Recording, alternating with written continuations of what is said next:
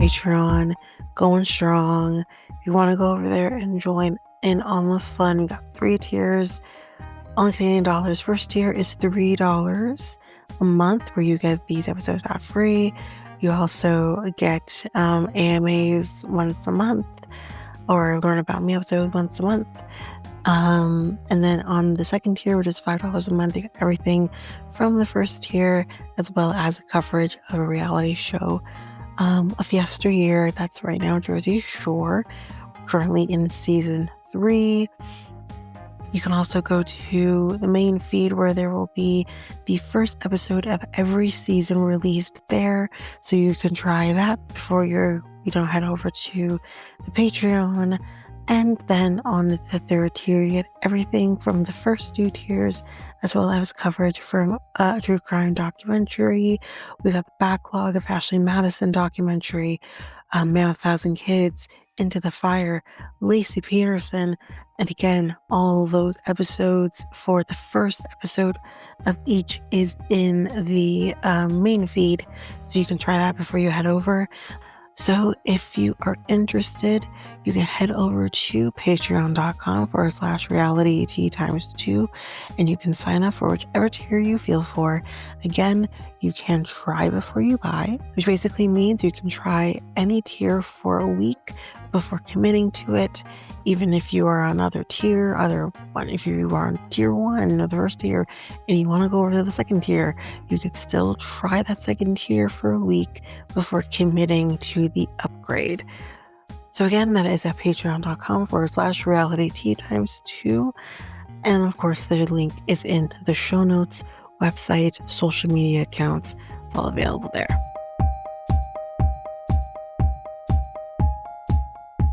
This episode is ad-free on the Patreon.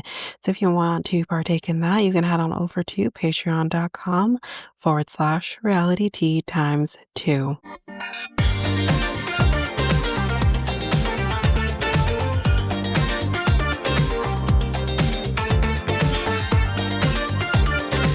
Welcome to Reality Tea times 2, the podcast where we discuss all the trash reality TV we love to hate. I'm Tanika, and today we are going to be discussing the 6th episode of 90 Day. So I don't think we have anything to talk about on the top of the episode, so let's just jump into the reason that we are here. And that is the episode, so let's do it. All right, so we start off with Catie and Josh. So remember, they've moved into their new place with the garage door that's like, rah, rah, you know what I mean? So their place is a mess.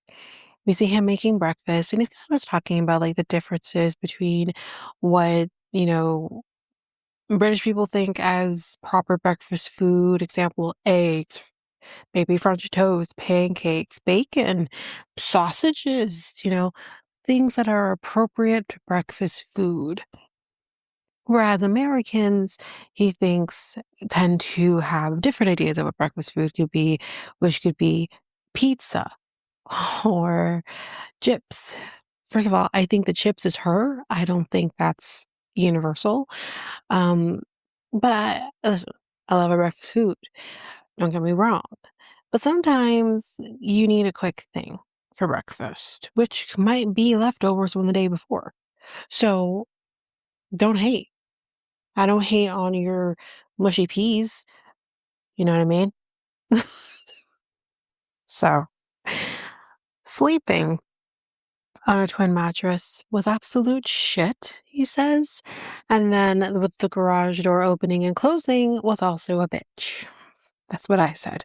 Because I think he said that too. But he said that, like, Americans drive a lot, so the thing was opening and closing constantly. We then see her coming in, and they start talking about the eggs for some reason, and how the only way she's going to eat an egg is if it's like the unhappiest chicken in the world. And then she starts talking about how, well, here they say that it could be free range, but really it's not. They're actually in a cage all day. What is this conversation? why are we talking about how unhappy the chickens are? Isn't that worse? I mean, it's not better, but I'm just like, this conversation was stupid, is what I'm trying to get at. But now we gotta get some furniture. And he wasn't expecting the apartment to be unfurnished. Now, apparently, in the UK, it is more typical that when you're renting somewhere, you're getting that place furnished, which may explain why it's more expensive in England to live. But anyways, I digress. But it's typical that you would have that place be furnished when you're renting an apartment. Here and this side of the world, including Canada, it is not typical to get a place that's furnished. I will say, in my search for an apartment last year, nothing was furnished. Nowhere I looked was there furnished. I'm noticing this year because me and my boyfriend are trying to find a cheaper place. We're noticing that I'm noticing, I should say, because I'm the one that's doing the searching. I'm noticing that there are places that you are getting, like, you can get furnished or semi-furnished, which it's just not a typical thing. So, I do think, like, his expectations are a little higher there because he's only based on what he's used to, which us as American or Canadian, that's not typical. So, he would like to be able to have, some furniture in the house, whatever. She's a little more skeptical. Now, I'm gonna put my 2 cents here on both of them every step of the we go, because I think they're both being unreasonable, but for different reasons. So, she's like, "What do you want?" He says that he would like to have an ironing board, and she's like, "Well, why?" "'Cause I like to iron my clothes." Here's my thing, out of furniture, the iron and the ironing board is probably one of the cheaper things.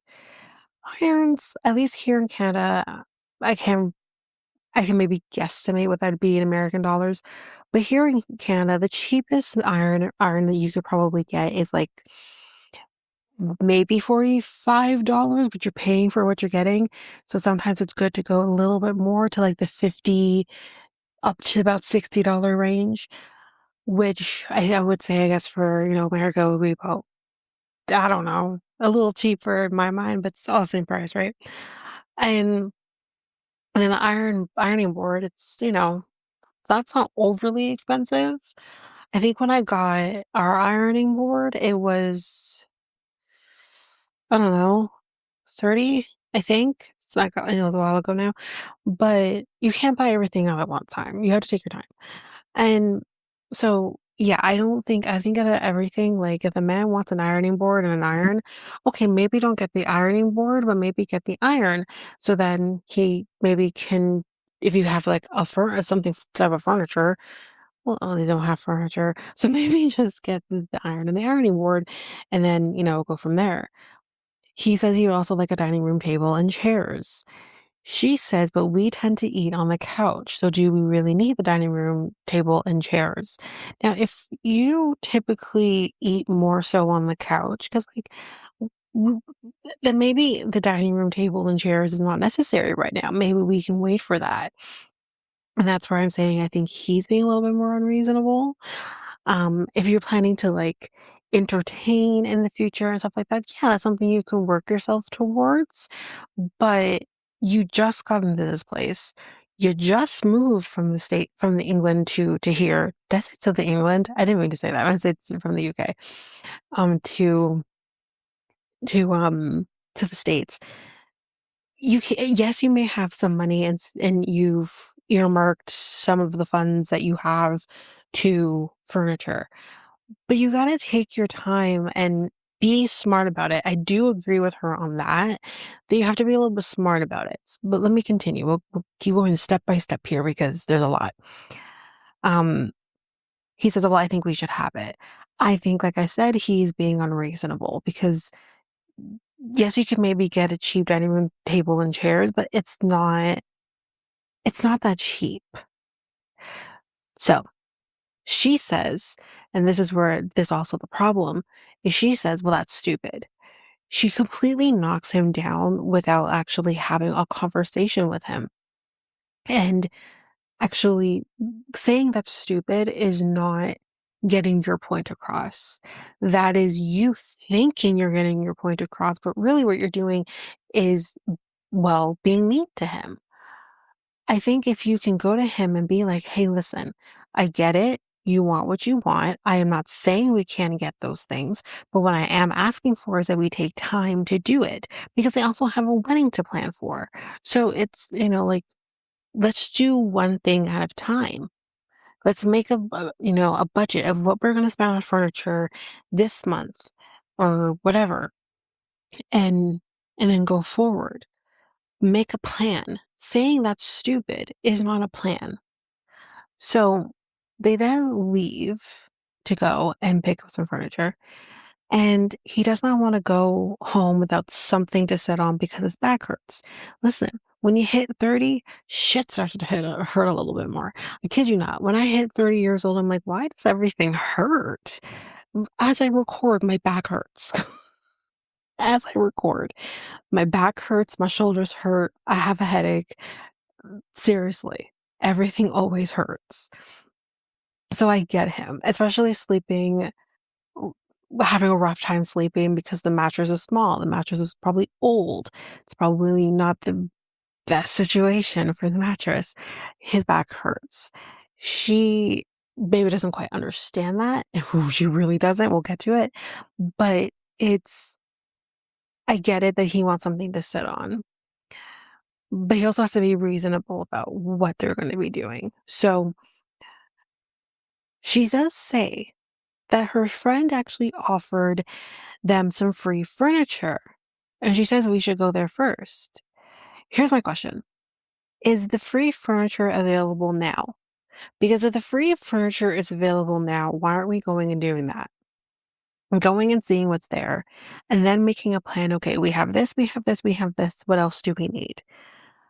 Um, if you're waiting a day or two before the furniture comes available, then maybe we need to stick it out and wait those couple of days.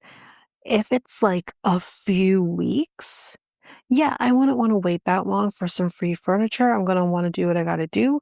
But, you know, I think where he's being unreasonable is you have free furniture coming your way and hopefully in somewhat good condition. Why the fuck are we not doing that first before moving on to buying furniture that is probably gonna be expensive? Better yet, why are we going let me say this. When me and my boyfriend were doing furniture shopping, things that we would need, I went to Facebook Marketplace. That's where I went to look for stuff. I did because he doesn't have Facebook, but that's what I did so that we could get hopefully anything that we needed at a discount.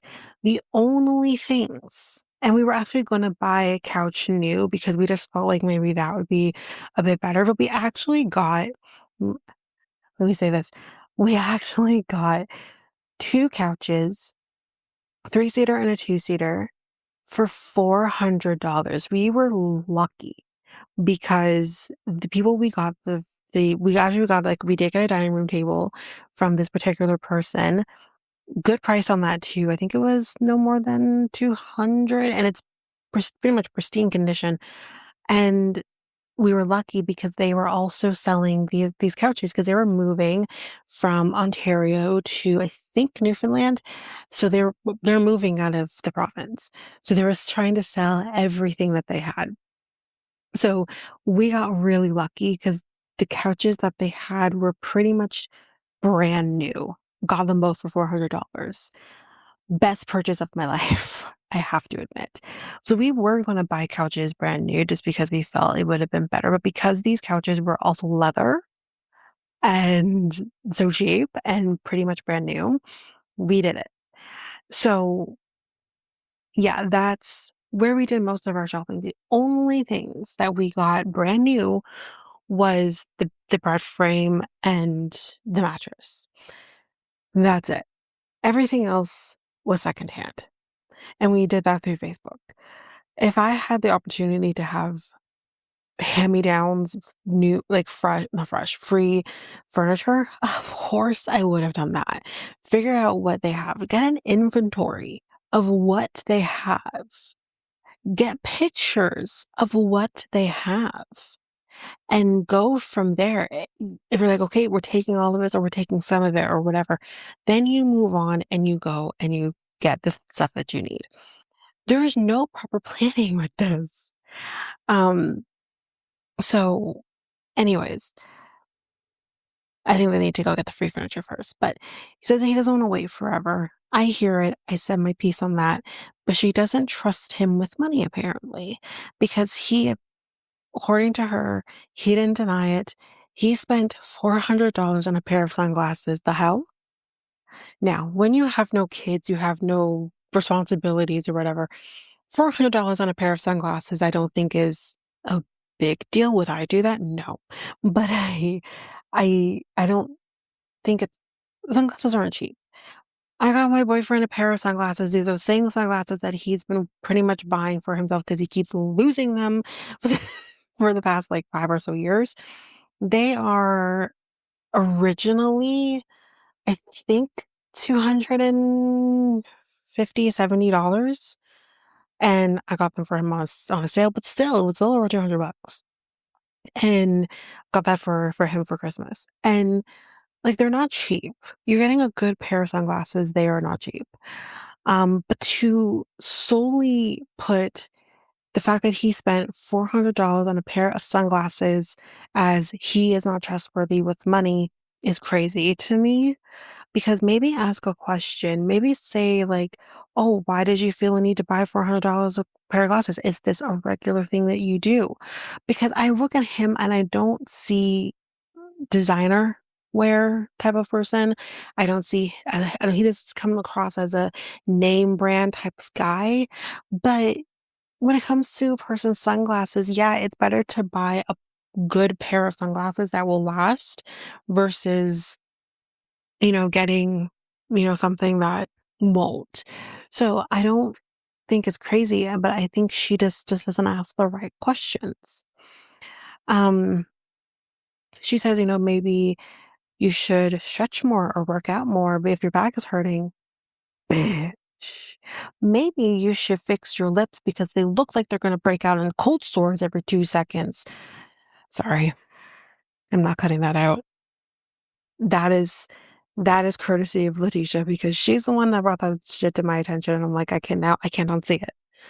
Um, you really truly want to talk about the fact that maybe he should stretch more or work out more. That doesn't mean shit. It doesn't matter if you work out or you don't work out. My boyfriend works out. He does a general labor job.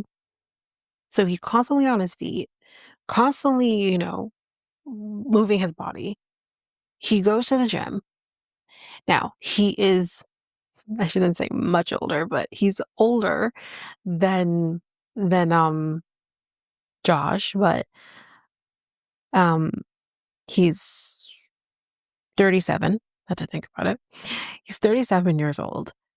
And literally the last couple of weeks now, I think it's settled down now, but for a couple of weeks, his back was killing him. So to use this whole thing about, oh, you should work out more, oh, you should stretch and whatever, that doesn't do shit when you are old and decrepit and you have back pain. Like it doesn't do anything. Anyways, he tells us that we are, we're destitute. She has savings, and he will be getting shares on a family business that is being sold off. He also talked about the fact that he has money that he set aside, earmarking it to this or that or whatever. And then not only that, but maybe I didn't catch this properly, but it sounded like to me he said that he did a lot of the funding of the K-1 visa. So what the hell is she talking about? You can't be like, "Oh, you do this, you do that," but he's like the brunt of the finances. So to me now, she's being bitchy about her side of things. But like I said, I do think that he's not being reasonable too. She says, but this is why I say she's being bitchy. She says, I drive you all around and doing all of this stuff. I mean, he's from England. He drives on the other side of the goddamn road. And he probably wouldn't be able from England to just start driving in America because things are different. I don't know how that works. Maybe he could. I know my grandpa has driven in England before, like when he would travel for work and stuff, and he would drive in England. But my grandpa also is from Jamaica, where they also drive on the same side of the road as England. So I think like there's just some things you don't really forget. So, and he probably is not able to drive in the States right now until he probably does a test where he can have, his I don't know, his driving stuff transfer over. Um, he says, sorry you have to do things after a 2-year vacation. Sorry about it. Ooh, ooh, ooh. He says that this is where he says he did everything for the immigration stuff. And she's like, well, that was your idea because I wasn't ready for that. Ready for what? Hold on. Hold on, hold on, hold on. When she says that was your idea, that I wasn't ready for it, I have to know, what do you mean? Number one, do you mean you didn't want to move back to America? You weren't ready to move back to America? And you would have rather stayed in the UK? Or are you saying to me that you weren't ready for marriage? I will tell you where I think I land because I think we will get the answer next week's episode. So, um, so we'll see. But if I had to take a guess, I would have to say the latter. So, anyways, that is Catie and Josh. Again, talked about them for a long time. Then we go off to Mallory and Brigitte. Now, if we remember, we left off with conversation between him and Brandy and him sitting on Brandy's tailgate. So, here we go. He says, you called my fiance and you come to my house, and that goes against my culture. I don't want you to be friends with my fiance. And Brandon says, like, listen, I respect your relationship, but despite that, she's one of my closest friends. I don't care about your past, or this is what Rajit says. He said, I don't care about your past life. Okay, here's the thing.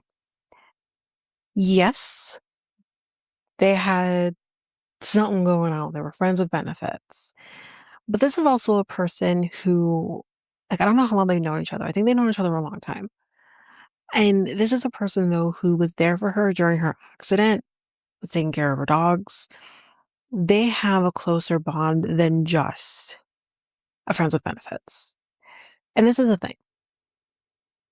I also had a friend. I have a friend, well, not anymore, but I had a friends with benefits. My ex-husband knew about him.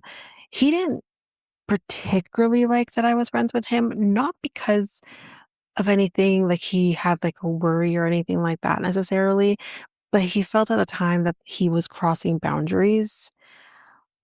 But he didn't care per se that I was friends with him, but obviously had to respect boundaries. My boyfriend knew that I did too and knows that I am still friends with him. He's not worried about it. And again, the relationship is very different now. Um, he doesn't he doesn't care. So the thing is like that friendship, as complicated as it was, it this was a person who during my time of need, he was there for me, and I don't mean like that. You know, he was there. So I do understand that this is a tough situation and she shouldn't have to choose. But I think like as long as there is a clear boundary that whole thing is over and you guys remain friends and have maybe remained friends for a long time now, then there shouldn't be anything to worry about. I understand it's his culture. I understand the religious aspect of things, but there has to be a compromise on both sides. Maybe they don't necessarily text all the time, maybe, whatever, you know what I mean? Um, no, like late night phone calls and stuff like that. But still, he needs to try to meet her halfway, and he's not trying. And that's where I have the problem with him. Because he's not even trying to see things from her side. So, anyways, yes, he says he doesn't care about her past life. He's like, you can just delete her number. No big deal. You just delete. But Mallory still has his number in her phone. But anyways, you just delete her number. So Brandon then says this. So let me get this straight. I am to delete her number, stop the friendship because of your culture. And the thing here that I wish that he said, but he did not say, is that he went another route. I think from my memory, Reggie kind of interrupted him too. But what I wish he said here is, okay, so it's about your culture.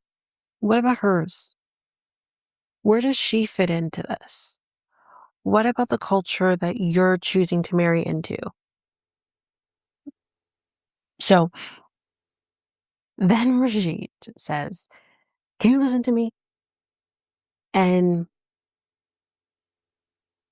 then Brandon says, you act like you have a say. You don't. Here's the thing. If there was an inappropriate relationship going on still between Mallory and Brandon, then yes, he would have a say. Like I said this before, I have made it clear to my boyfriend that yes, there is still a friendship there with my ex-husband. We don't talk all the time, whatever. And if he asks me, oh, when last did you talk to him? I will say, but and keep that honest. But and I've said it to him before, if you feel uncomfortable at any point, tell me and we will deal with it. If that means I have to end that friendship, then I will end that friendship. Because at the end of the day, he's the priority. Um, and yes, I went through a lot with my ex, but a lot of those things that we went through together was while we were together. So, I have to respect the current relationship that I'm in. But I feel like it's a little bit different with Mallory because it's like, yes, they have that aspect of their friendship, but they no longer do. I could be wrong here, but it feels like they haven't for a long time. And this is a person that at the end of the day was there for her when she needed it the most. So it feels a little bit different. So, you know, I don't think it's that he doesn't have a say. I think he does. But I think that Mallory also has a say in her life, and she shouldn't have to change her life completely while he doesn't. And obviously, him coming to a different country, those things, that's a huge change. But I don't think she should cut people out of her life either. So I don't know. But um, then Brigitte says that I am the boss in my house and she has to listen to me. Um, Mallory doesn't come across as a woman who listens to a man because, or does what a man wants her to do because he's the man. He then says, Brandon says, I'm like the government. I'm like taxes. We don't go away. Oh my God. Listen, sometimes the government needs to go away. Taxes sometimes needs to go away. But unfortunately, it doesn't go away. But what a fucking analogy. Oh boy. Of all things he could have said, oh God. Okay. It was good though. Not good, but good. He says, continues on to say, you want mutual respect, but here you're sitting on my tailgate without an invitation. There we go. There we go. He's talking about the tailgate. And he gets off at this point, and he says, "I just hope you listen to me." This is what Rajit says, and Brandon says, "I already told you." And then what does Rashid do, which I think was worse than sitting on the goddamn tailgate, is he then shuts the tailgate and as when I couldn't even help myself. First time I watched it, my mouth was left agape. I'm like,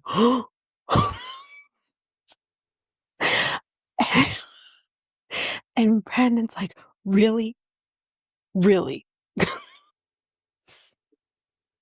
The fucking touch my tailgate." This is so good. Anyways, that's where we end with Mallory and Rajit. Trying to see who else we have on this episode because I want to make sure we stop. Okay, we're gonna do one more and then we'll take a break. Y'all, this, oh, this was good, y'all. Sorry, let's do Debby and Mido.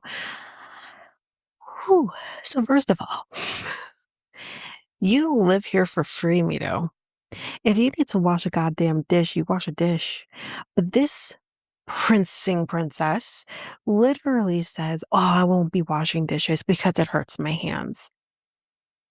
I have goddamn eczema, okay, on my hands. I get the cracking in between my fingers and like the dead skin and stuff in between my fingers and stuff.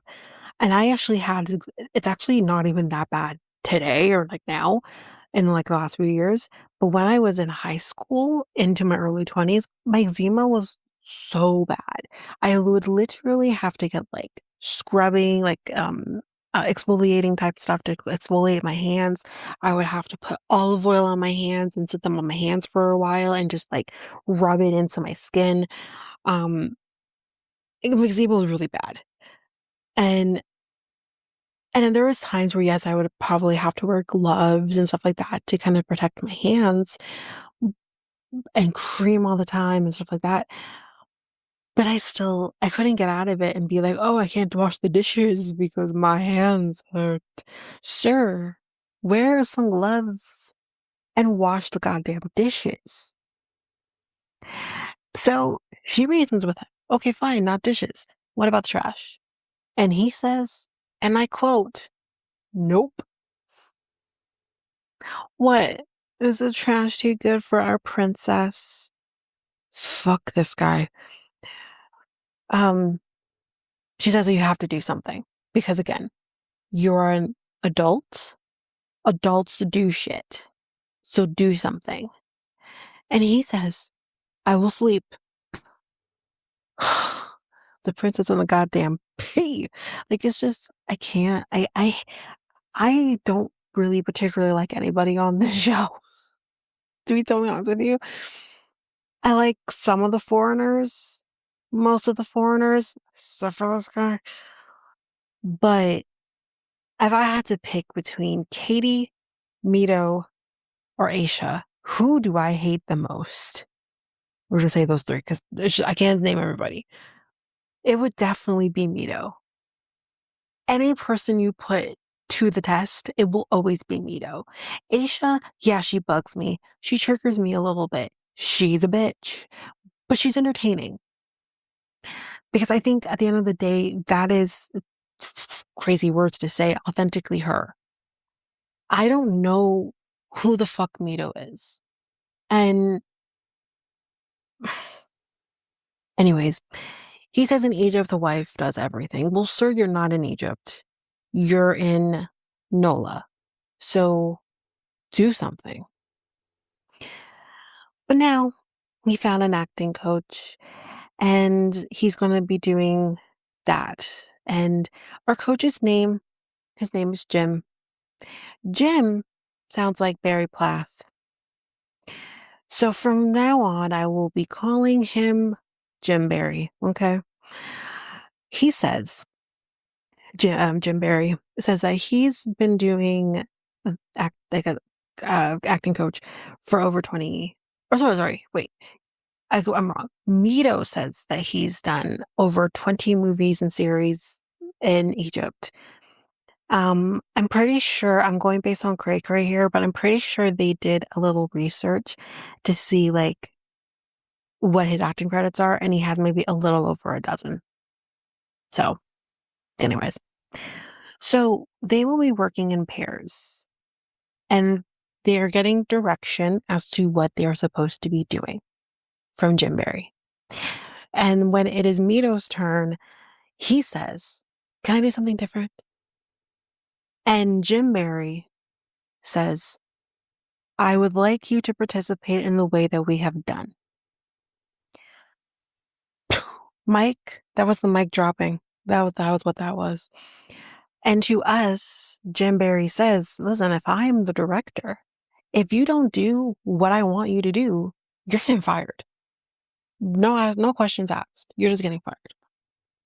So he does as he's told. I mean, he's not horrible, but again, here's why I think he's always on, even when he's doing the show itself, is I saw no change. Or if there was a change, it was very slight, which leads me to believe this man is always acting. Always acting. His role in 90 Day Fiancé is the fiance coming from another country, and he's playing that role. This role that he was doing during the acting, the acting coaching, whatever the fuck, um, was a role in a role. Does that make sense? It just there wasn't much of a difference. Hold on to that because I'm going to point it out again in a little bit. So Jim Mary says, "I'd give him a C plus. It's barely a pass." But he tells me very rarely does an actor, become an A-list celebrity, right? So in the meantime, you have to do survival jobs. Hell, even those A-list celebs before they made it big had to do survival jobs. That's the name of the game. But here's the problem. He doesn't want to do a survival job, y'all. All he wants to do is be an actor. And what I loved here about Jim Barry is that he says, well, in Egypt, when you were acting, did you only act or did you do other jobs? And we know he did other jobs. Because according to Debbie, they met while he was their tour guide. That's another job. But despite the fact that he wasn't just an actor, he thinks that he deserves to do what he wants. We all deserve to do what we want, but guess what? We don't always get to do what we want. Because the world isn't just about us. But he says he doesn't want any distractions, and Debbie will support him in the meantime. What's the big deal? Here's the problem with him. He's a narcissist, yes, through and through. And he believes he deserves the world even though he doesn't. But the thing with him is that he was also spoon-fed. His mom gave him everything that he wanted. Because I don't know if he's the oldest, but I wouldn't be surprised if he is. Because again, he's 41, I believe. So he very well could be the oldest of his family. And we know how mamas in Arabic countries are to their oldest boys. They are bread and butter. So it's Halloween in NOLA. You gotta know it's fun.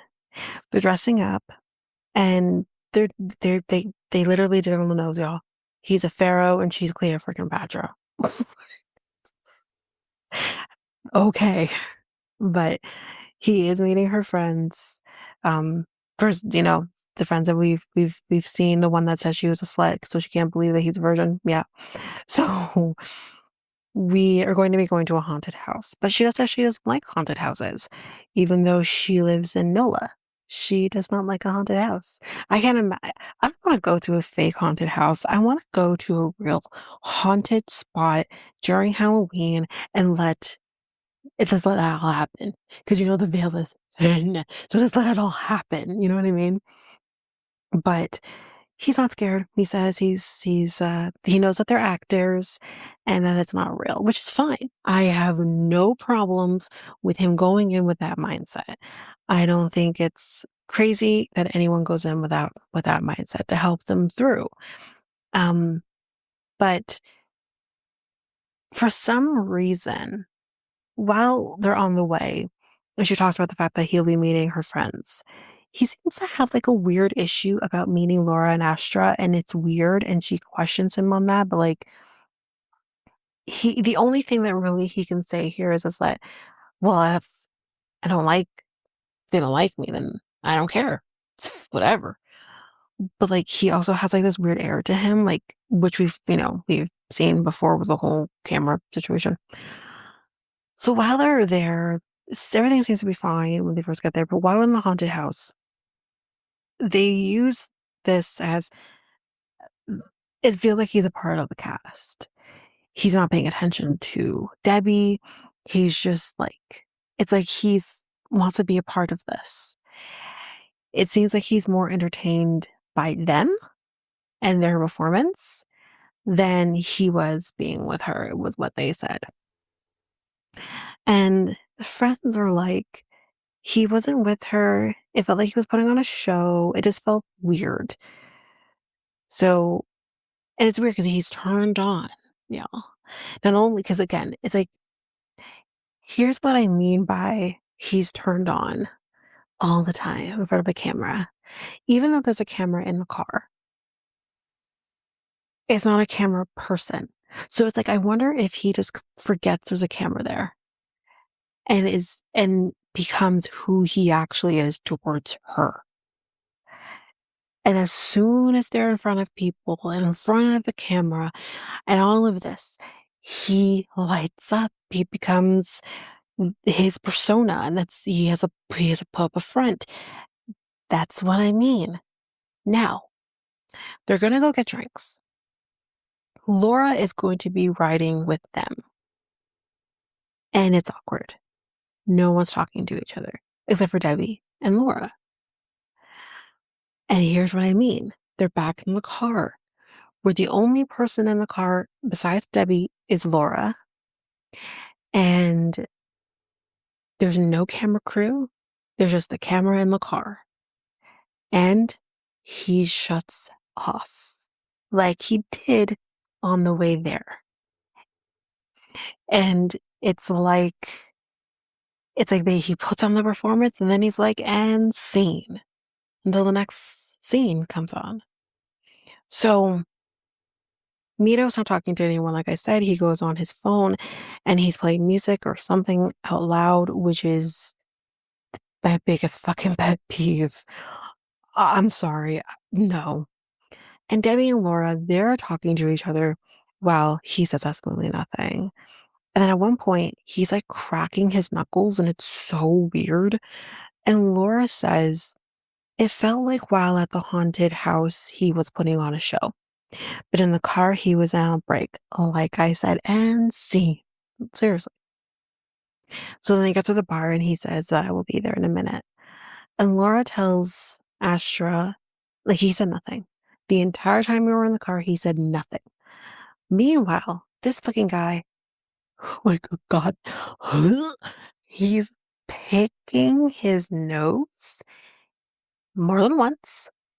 And then at one point, he flings the booger into the direction of the dashboard. I so disgusting. You fucking animal. Again, that's what I mean. He wouldn't do that when he's on.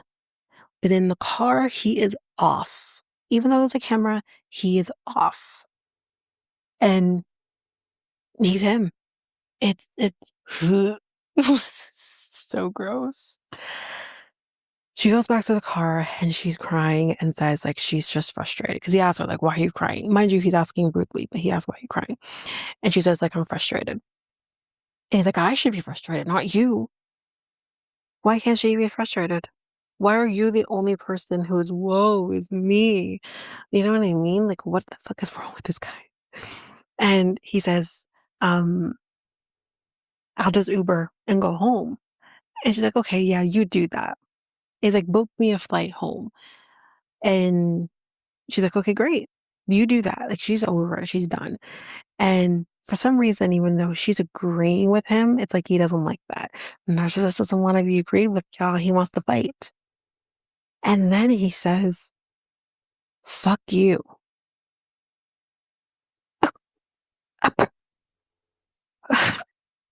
He's so lucky that it ain't me. Because the minute that man would have said, fuck you, like that, not even so much that he's happy it's not me. He's happy it's not me, and he's happy there's a camera crew. Because if that were me, I would have backhanded him so hard like JOL did to Mike. I would have been like, hiya, who the hell do you think you're talking to, Paul? Fuck you. And then he calls her a bitch at one point. Oh. You unleashing the devil. That's what you're trying to do. And she's like, get your shit, book a flight, get out of my house. And this is where he calls her a bitch. And he again says, fuck you. And Astra's like, the fuck you say, motherfucker? Don't you be talking to her like that. And because like he is now being like, here's the thing.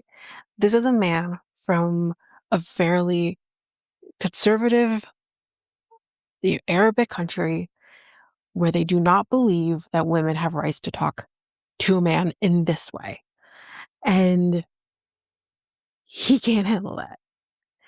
And he's just like talking back at her, being rude, and he's like yelling at her, you don't understand. And she's like, you can't talk to women like that here in America, motherfucker. Like, you can't do that. And by the end of the day, it doesn't matter to him. He doesn't care. It doesn't matter where he's from, or where he is, I should say. He doesn't care. Because at the end of the day, you could take the boy out of Egypt, you could take Egypt out of the boy. You know what I mean? So eventually she leaves him there, which I thought was mwah, chef's kiss. I really truly hope this is the end for them. Because listen, I've been saying, for 90 Day Fiancé, we very rarely ever get couples not get married. I want someone to not get married.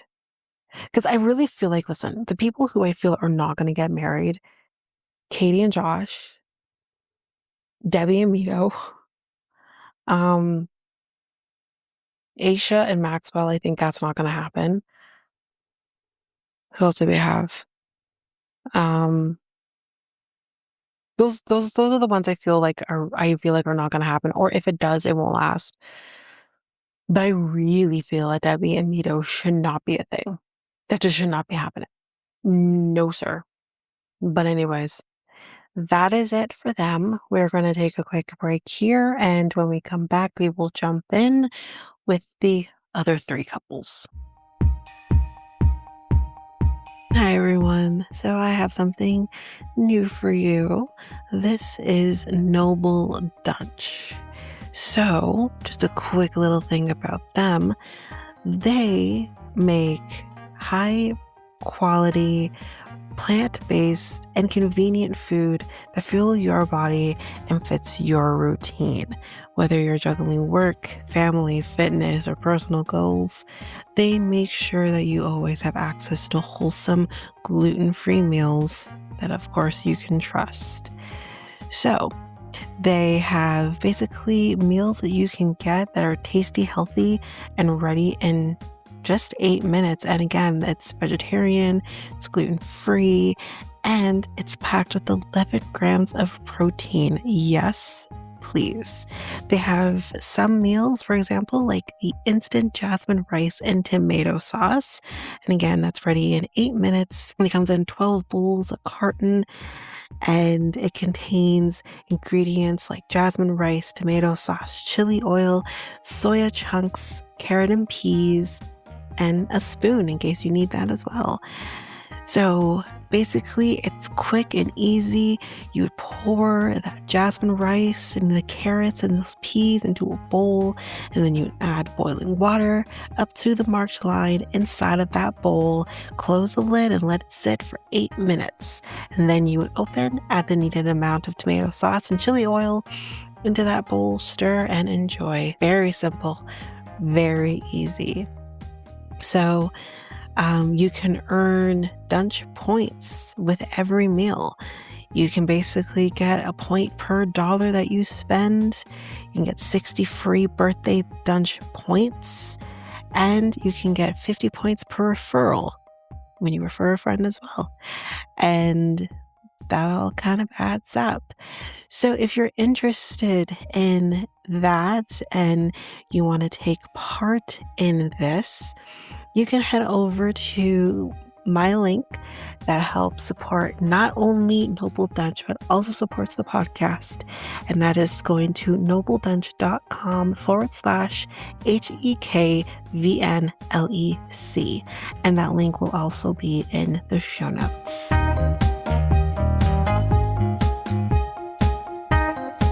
And I'm back. So let's jump in with Shea and Annabelle. So Annabelle is ignoring his ass at this point. She's over him. He even goes into the room to talk to her, and she just ignores him and walks out the room. And goes outside. Her thing is, you're drunk. You don't know what you're doing.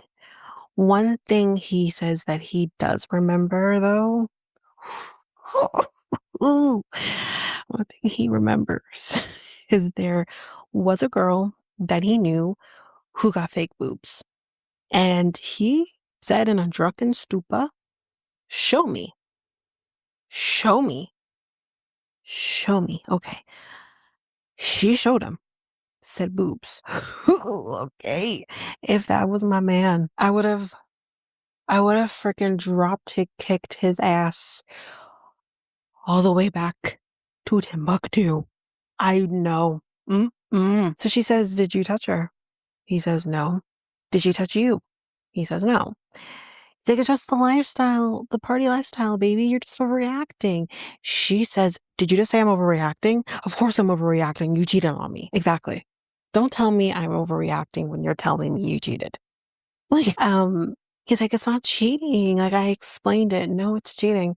If you're literally asking a woman to show you her boobs, you're kissing women, you're slapping them on the butt, that's inappropriate at the very least, but you're kissing somebody, that's cheating. You're looking at another woman's breasts in person, not even in porn, that's cheating. So he ended up making arrangements with her, Allison, and Angie to clear some things up. And I said, this is too soon. What are you doing, my guy? But honestly, I think it was a good idea.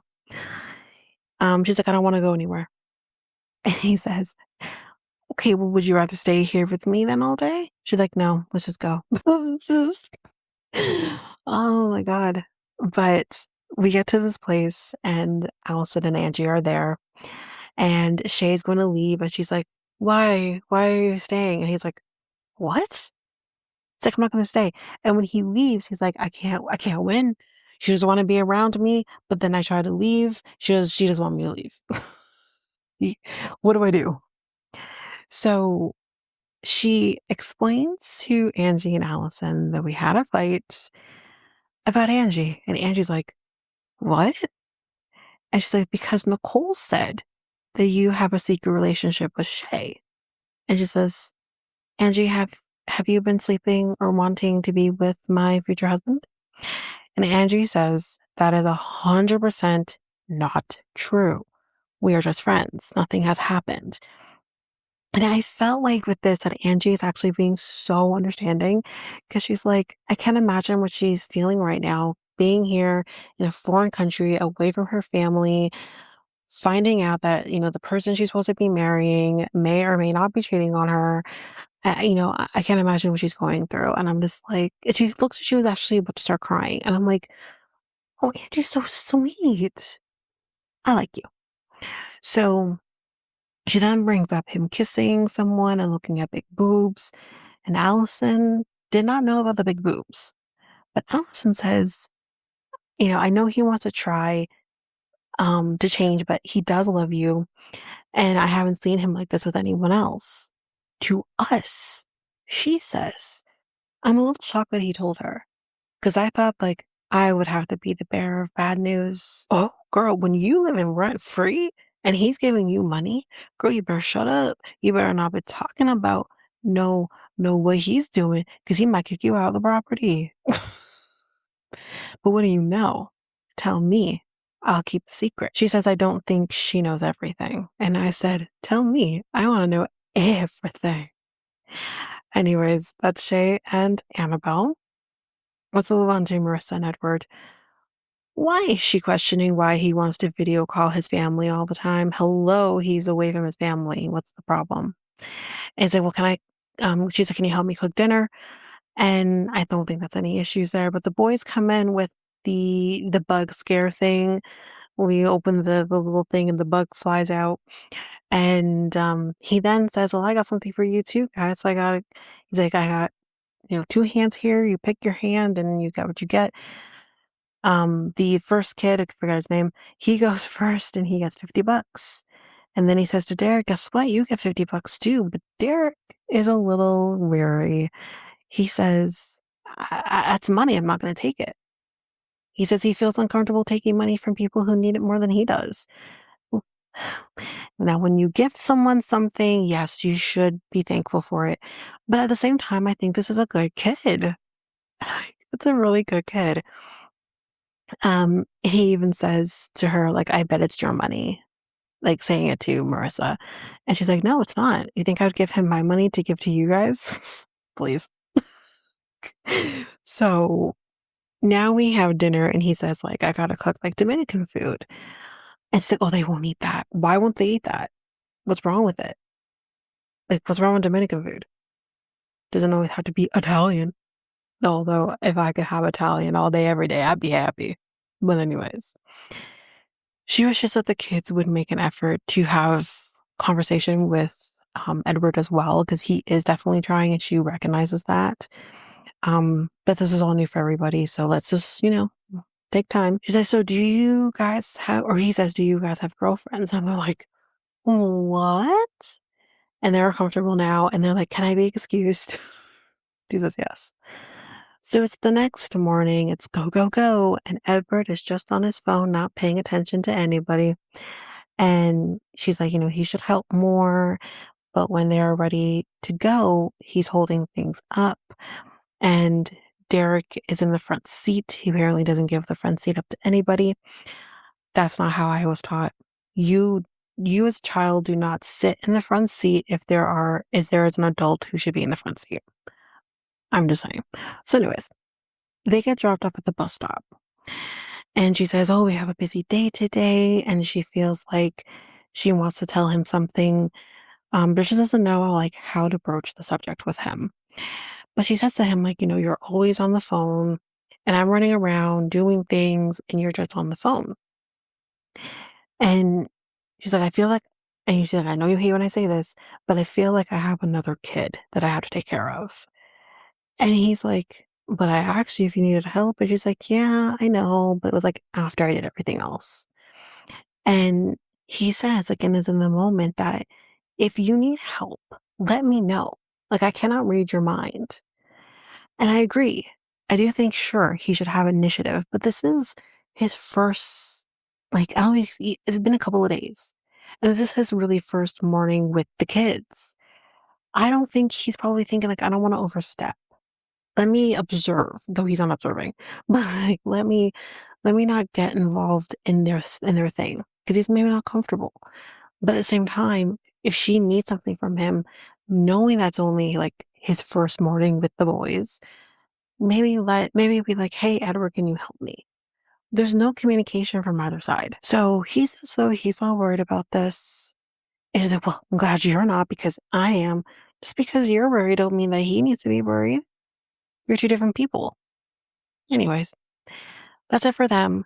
I am going to be taking on a quick break. You're not going to feel the difference, but we're going to take a quick break and then we'll finish it up with Thomas and Paula. Okay, so Thomas and Paula, so they had a fun night. Spidering for real, for real. So they cook each other's breakfast, which is weird that they're cooking each other's breakfast, but we find out that he was actually diagnosed with Crohn's disease. And this is kind of why he eats meat now, because he was vegetarian. So he's on a paleo diet to aid in his Crohn's. And red meat is the best for him. So They do eat at the little table. And she goes down, but she's doing more Kama Sutra than actually getting down on her knees. Um, and she's like, um, you want to do the splits or yoga, be the change you want to be, I think is what. Did she say that or he said that? He might have said that. But anyways, we see her putting on makeup and perfume, and he can smell the perfume. And he's having a problem with the fact that she's putting on perfume. And she's playing dumb about it. She's like, what do you mean you smell perfume? Who's put perfume on? No, she says she's only put 2 dabs of perfume on. And she's like, oh, he has such a big nose. He can smell it. And he says, on the other hand, he's very allergic to artificial scents. And she's acting like he's the problem when it's actually, you know, her. And she loves perfume. It's a part of her culture, she says. He says she's being dramatic about it. And she's like, well, I'm not willing to give up perfume. I'm sorry. He has an allergy. And the thing is like my mom, I wouldn't know she's, I wouldn't say she's allergic, but she has a high sensitivity to scents. All scents. Artificial, natural, doesn't matter. And I can't just be like, oh, I'm not giving it up. No, that's not how it works. Um, and then she makes a joke saying he should call Marvel because he has such a skill. And he's over it. He's like, you're not taking me seriously. Stop talking to me. I'm done with this. Um, and she's like, take it easy on me. It's the first day. And he's like, no, you knew about this. This isn't new, which I hear him on that. And he says, I will leave if you keep spraying it. And he says, throw it out. She says no, which is, she's like, okay, give it to somebody. But she doesn't even want to give it to somebody. She wants to keep it. And he says, like, where is it? Where is it? And he gets it and he super glues the damn thing shut so she can't use it. That's a stretch. I think just dumping it down the drain would have been sufficient. But super gluing it is crazy. And he's like, there you go. You can look at it, but you can't use it. And she's like, but I wanted it. And she says, like, him super gluing it was extreme and she doesn't appreciate that, blah, blah, blah. But like, my thing is, again, he seriously has an allergy. Like, you can't just be using this thing just because you want to. Like, that's crazy. But anyways, that is it, y'all. That is it for this episode. I literally did Paula and Thomas while sitting in my car because I gotta go do a sleep study, y'all. Yay for me. So yeah, but that is it, y'all. That is it for this episode. If you liked what you heard, bear with me because I have not done an outro for the podcast in quite some time. So bear with me here. So if you liked what you heard, you can go to any of your favorite podcast apps. You can follow, make sure you don't miss a single episode. And you can also rate the podcast at either Apple Podcasts or Spotify. It'd be greatly appreciated. As a reminder, any 5-star ratings that are given to the podcast or any comments that are given to the podcast will be read on the podcast, which I have done in the past. If you want to connect with the podcast through social media, you can find me at Facebook and Instagram at realityt2. You can also find me at Twitter, TikTok, and Blue Sky at realityt2pod.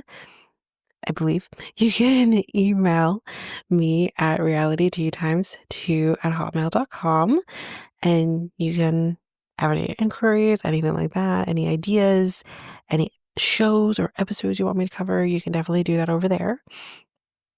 And I am going back to our old website, and that is at solo.to/reality tea times 2. There you can get any of the links to anything that I didn't mention here, any of the socials, website, email, all of that. It's all there for you. And we also have a new thing there where you can help support the podcast as well. It's called a tip jar. And you could tip whatever your heart's desire if you want to support the podcast, but don't want to necessarily support the podcast in going to Patreon, for example, or any of the links in any of the advertisements. You can do it there. But since we're on the topic of Patreon, you can head on over to patreon.com/reality tea times 2, where there you can get access to even more than what I do here. There are 3 different tiers where you can get these shows ad free, as well as our next tier up where you would get another reality show that's being covered. So, we have Jersey Shore that's been getting covered. That's still being covered currently at the time of recording of this outro, but the future is bright with what's to come in the future, which I will be discussing, or I have discussed. I don't even know. And then also our next tier is a true crime tier as well. So you can definitely head over for that. But that is basically it. I will also just quickly mention here too, if you're interested in a different take of a podcast that I'm a part of, where we do things a little differently, you can head on over to Next Take Podcast, where I usually drop bonus episodes here on this feed, but there you get a lot more. And that podcast is making changes. We're growing, doing new things, but you can definitely head on over there if you want to just hear a little bit different than what I do over here. So you can find that podcast over at our website, solo.to/next take podcast. And there we'll have all the links to your desire that will link you to any of your favorite podcast apps, or YouTube, Spotify, Apple Podcasts, all of it. Social medias, it's all over there. But of course, you can still find that podcast at any of your favorite podcast apps. But that is it for this episode. We'll see you next time with another episode. Bye, everybody.